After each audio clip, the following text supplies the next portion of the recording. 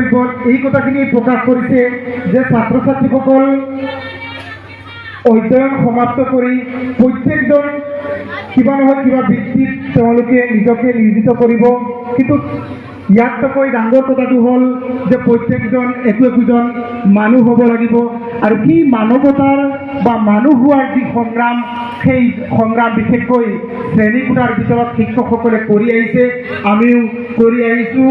বিশেষকৈ চাৰি বেৰৰ মাজত আমি যি পৰিৱেশ পাওঁ, সেই পৰিৱেশ আচলতে বৰ এক চেলেঞ্জ থকা এক পৰিৱেশ আৰু সেই পৰিৱেশৰ পৰা আমি ছাত্ৰ ছাত্ৰীসকলক জীৱন যুদ্ধত আগবাঢ়ি যাবৰ কাৰণে আমি তেওঁলোকক একোখন সমাজত এৰি দিওঁ।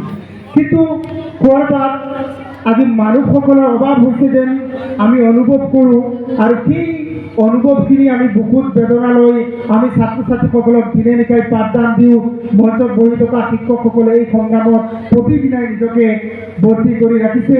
আজি যদি চোৱা যায়, ইয়াত মোক কোৱা হৈছে সাংবাদিক, আৰু সেই সাংবাদিক হিচাপে মই ক'ব বিচাৰিছোঁ, কালি আমি এটা বাতৰি পাইছিলোঁ, একে মাকৰ সন্তান বাই ভণ্টি দুজন তেওঁলোকে বন্দী আহিছে নিজৰ সৰু বাইটিৰ ওপৰত গোচৰ তৰাৰ কাৰণে থানাত। গতিকে আজি এই পৰিৱেশবিলাক কিয় আহিল? একে মাকৰ সন্তান, একে মাকৰ গৰ্ভৰ পৰা সন্তান জন্ম লাভ কৰা সন্তানে এটা সময়ত গৈ ইমান মৰমৰ যি নিজৰ সৰু বাচ্চি বা বাইটি, সেইটো গোচৰ দিবলগীয়াও পৰিৱেশ সুচৰা হৈছে। কেৱল মোৰ কালি পোৱা যিটো ঘটনা, সেই কথাটোৱে মোক বাৰে বাৰে খুন্দি আছে, ৰাতি টোপনিও যোৱা নাই, এনেকুৱা মনত বাৰে বাৰে এই কথাবিলাক উঠি আহিছে। কেৱল এই ঘটনাটো নহয়, আমি সাংবাদিক হোৱাৰ সুবাদতে আমি অজস্ৰ ঘটনাবিলাক আমি পাই থাকোঁ। পিতৃয়ে নিজৰ পত্নীৰ ওপৰত, নিজৰ সহধৰ্মিনীৰ ওপৰত, ক'ৰবাত সন্তানৰ ওপৰত, সন্তানে পিতৃৰ ওপৰত, এনেকৈ হাজাৰ বিজাৰ ঘটনাবিলাক আমাৰ সমাজত হ'বলৈ ধৰিছে। তাৰমানে শিক্ষিত মানুহবিলাকে আটাইতকৈ বেছি এই কামবিলাক কৰিব ধৰিছে। আৰু সেই কথাবিলাক আমি সজাগতা অনাৰ কাৰণে বাৰে বাৰে প্ৰয়াস কৰাৰ পিছতো সেই পৰিৱৰ্তনখিনি অহা নাই। নৱপ্ৰজন্মই সেই কথাটো অনুভৱ কৰিব লাগিব।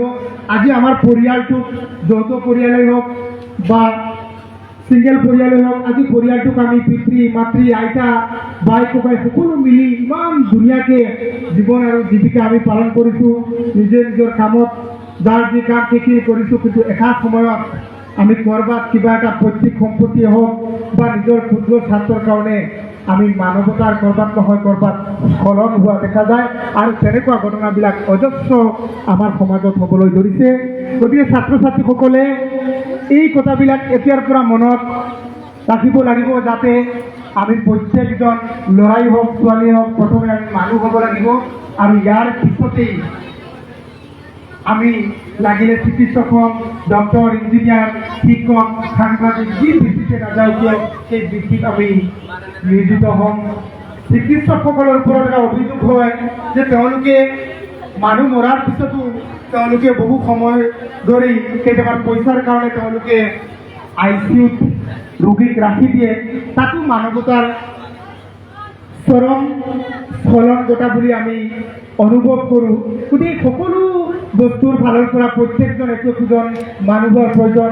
ৰাজনৈতিক নেতাৰ পৰা আৰম্ভ কৰি সাংবাদিক, শিক্ষক, অভিযন্তা, প্ৰতিটো দিশত যাতে আমি প্ৰথমে মানুহ হোৱাৰ প্ৰয়োজন, আৰু ইয়াৰ পিছতেই আমি সেই বৃত্তিটোত আমি নিজকে নিয়োজিত হ'ম।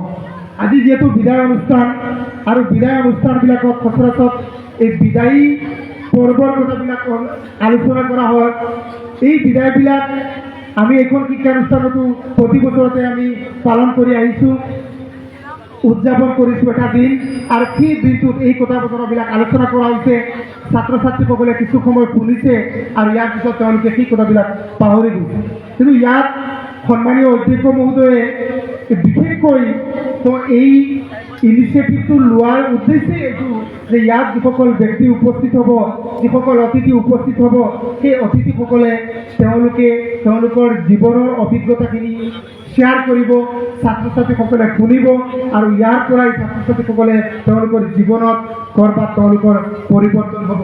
আৰু সেই পৰিৱৰ্তনৰ কাৰণে আমি এই নিজৰ বহুমূলীয়া সময় নষ্ট কৰি বা এইখন শিক্ষানুষ্ঠানৰ ট্ৰাষ্টীসকলে শিক্ষকসকলে অশেষ কষ্ট কৰি এনেকুৱা এখন অনুষ্ঠান পাতি মুকলি সভাৰ জৰিয়তে ছাত্ৰ ছাত্ৰীসকলক বুজাৰ কাৰণে বা বুজোৱাৰ কাৰণে প্ৰয়াস কৰা হৈছে।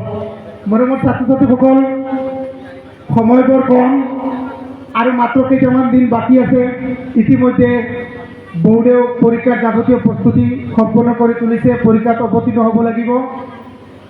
ৰাজনৈতিক নেতাসকলে মই ক'ব বিচাৰিছোঁ, বিশেষকৈ আমাৰ শিক্ষা বিভাগৰ দায়িত্বত থকা মন্ত্ৰীয়ে হওক বা মুখ্যমন্ত্ৰীয়ে হওক, তেওঁলোকে মাজে মাজে কিছুমান বা বাতৰি তেওঁলোকে দি ছাত্ৰ ছাত্ৰীসকলক বিভ্ৰান্তিৰ সৃষ্টি কৰিছে। আমি জানো বহু ছাত্ৰ ছাত্ৰীসকলে আমাকো সুধিছিল যে মেট্ৰিক পৰীক্ষা নহয়, কেইদিনমান পিছে পিছে এই বাতৰিবিলাক ওলায়।